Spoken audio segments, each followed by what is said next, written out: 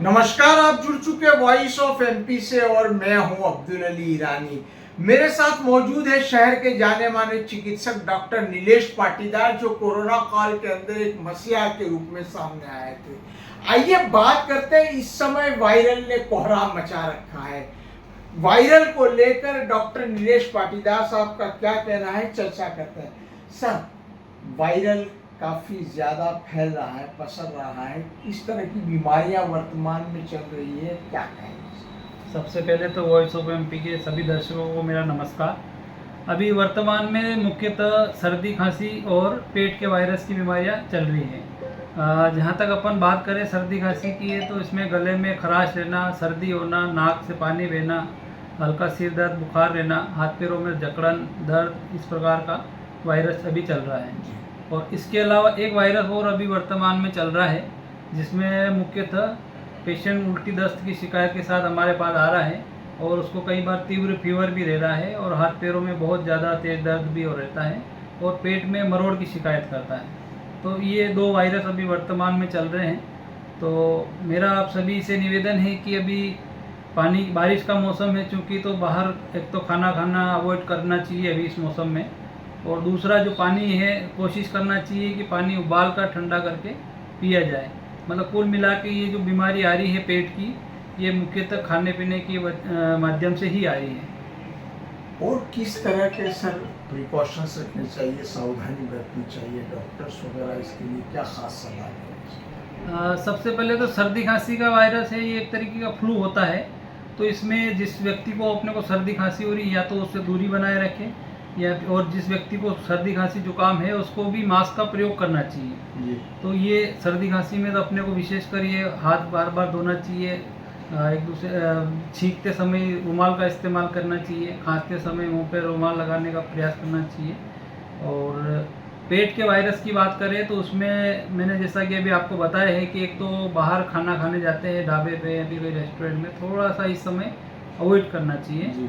और दूसरा, पानी साफ सुथरा पीना चाहिए, जैसे कि अगर आरओ की व्यवस्था नहीं है तो उबाल कर ठंडा करके अपने को पानी पीना चाहिए। सर, मान लो वायरस हो जाता है तो किस तरह से तुरंत डॉक्टर संपर्क किया जाना चाहिए, किस तरह की दवाइयाँ इस वक्त आप लोग प्रेफर करते हैं? हाँ, जैसे कुछ इसमें इस प्रकार के किसी को लक्षण दिखते हैं तो तुरंत चिकित्सक की सलाह लेनी चाहिए। और उसमें हम कुछ लक्षण के आधार पर कुछ दवाएं देते हैं, जो कि ये 2 से 3 दिन में अपने आप ठीक हो जाता है। और कई बार हमको इसमें पेशेंट को डे केयर में या फिर 1-2 दिन भर्ती रख के बोतल इंजेक्शन के द्वारा हम इसको ठीक कर रहे हैं।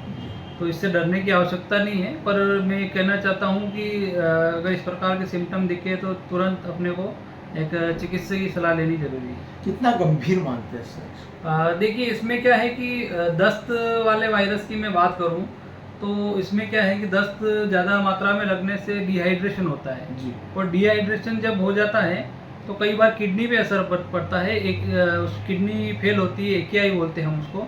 तो हम अभी कई पेशेंट में देख रहे हैं कि जिनको बहुत ज़्यादा मात्रा में उल्टी दस्त लगी है तो उनको किडनी की रिपोर्ट पे भी असर पड़ रहा है और पानी कमी की वजह से BP भी बहुत ज़्यादा कम हो रहा है। तो जहाँ मरीज़ 1 दिन में ठीक होना चाहिए, वो इस स्थिति में देरी से पहुँचता है तो उसको ज़रूर से ज़्यादा भर्ती रहना पड़ सकता है और ज़रूर से ज़्यादा समय लगता है रिकवरी होने में। तो मेरा यही कहना है कि इस प्रकार के उल्टी दस्त के सिम्टम दिखते हैं या फिर आते हैं किसी को इस प्रकार की शिकायत, तो तुरंत संपर्क करके तुरंत उसका इलाज लेना चाहिए, ताकि अपने को अनावश्यक रूप से भर्ती रहने से बचा जा सकता है और अनावश्यक दवाएं खाने से भी अपन भविष्य में बच सकते हैं। तो आप थे विनायक हॉस्पिटल के डॉक्टर नीलेश जी पाटीदार साहब, जिन्होंने वायरल को लेकर किस तरह की सावधानियां बरती जानी चाहिए और उसके क्या लक्षण होते हैं, इस पर विस्तार से चर्चा की। इसी तरह के अपडेट के लिए बने रहिए हमारे साथ। कैमरामैन विनोद गुजर के साथ अब्दुल अली ईरानी। जयराम जी, किशन काका, राम राम भाई, राम राम। क्या दोनों भाई बैठ के क्या हिसाब लगा रहे हो? ऊटी लहसुन के भाव आ गए क्या? अरे नहीं रे दादा, ये अपना रमेश नया मकान बनाने के लिए लोन ले रहा है। हिसाब किया तो पता चला कि लोन का पैसा तो ईंट और रेती में ही पूरा हो जाएगा। और अभी तो सीमेंट लानी है, सलिया लाना है और तो ठेकेदार को भी पैसे देने हैं। मेरे तो कुछ समझ में ही नहीं आ रहा कि कैसे बनेगा मेरा नया मकान। अरे किशन काका, कहाँ इन रेत सीमेंट और लाल ईंटों के चक्कर में पड़ रहे हो। मेरी बात मानो तो अपने घर को बाबजी एएसी ब्लॉक से बनवाओ। इसमें ना सीमेंट और रेत की जरूरत होती है, ना ही तराई करने की झंझट। और लाल ईंटों के मुकाबले आपका मकान काफी तेजी से बनकर तैयार हो जाएगा। इससे आपके पैसे तो बचेंगे ही, साथ ही मजबूती ऐसी कि सालों साल देखने की जरूरत नहीं। और इससे आप अपना मकान ही नहीं, कुएं और खेत की बाउंड्री वॉल भी बनवा सकते हो, जिससे रोजड़ों की समस्या भी खत्म हो जाएगी। वाह भाई, ये तो कमाल की चीज है। फिर तो मैं अपना घर बाबजी ब्लॉक से ही बनवाऊंगा। और मैं अपने खेत की बाउंड्री वाल। ज्यादा जानकारी के लिए स्क्रीन पर दिए गए नंबर पर अभी कॉल करें। बाबजी एएसी ब्लॉक्स, स्टील से मजबूती।